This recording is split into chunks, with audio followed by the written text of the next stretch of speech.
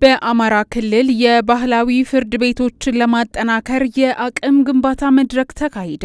በባህር ዳር ደሴ ካቶሊክ ሀገረ ስብከትና በአማራ ክልል ጠቅላይ ፍርድ ቤት ትብብር የተዘጋጀ የባህላዊ ፍርድ ቤቶችን ለማጠናከር የውይይት መድረክ የተካሄደ ሲሆን መድረኩ በባህር ዳር ደሴ ካቶሊክ ሰበካ የሐዋርያዊ አገልግሎት ኃላፊና የልማት ጽሕፈት ቤት ምክትል ዳይሬክተር በክቡር አባ ታምራት አጦ ተከፍቷል።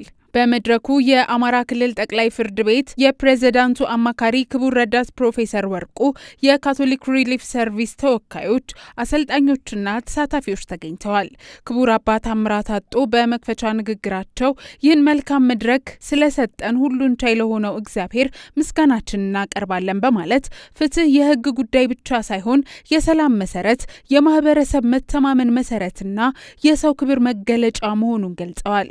ፍትህ በተደራሽ በፍትሃዊነትና በታማኝነት ሲሰጥ ዘላቂ ሰላም እንደሚገነባና በማህበረሰቡም ውስጥ የመተማመን መንፈስ እንደሚያድግ አስገንዝበዋል። በአማራ ክልል የባህላዊ ፍርድ ስርዓቶች ለብዙ ትውልዶች ግጭቶችን በውይይት በሽምግልናና በእርቅ በመፍታት የማህበረሰብ አንድነትን ሲጠብቁ መቆየታቸውን ጠቅሰው ይህ አይነቱ ባህላዊ እውቅና የአካባቢ ጥበብ ዛሬም ለሰላም ግንባታና ለማህበራዊ እርቅ ከፍተኛ አስተዋጽኦ እንዳለው ገልጸዋል። ክቡር አባ በመልእክታቸው የባህላዊ ፍርድ ቤቶችን ማጠናከር የመደበኛውን የፍትህ ስርዓት ለመተካት ሳይሆን ከህገ መንግስቱ ከሰብአዊ መብቶችና ከሰው ክብር መርሆች ጋር በተጣጣመ መልኩ ለማህበረሰቡ ተደራሽ ፈጣንና ውጤታማ የፍትህ አገልግሎት ለማቅረብ የሚያግዝ መሆኑንም አብራርተዋል።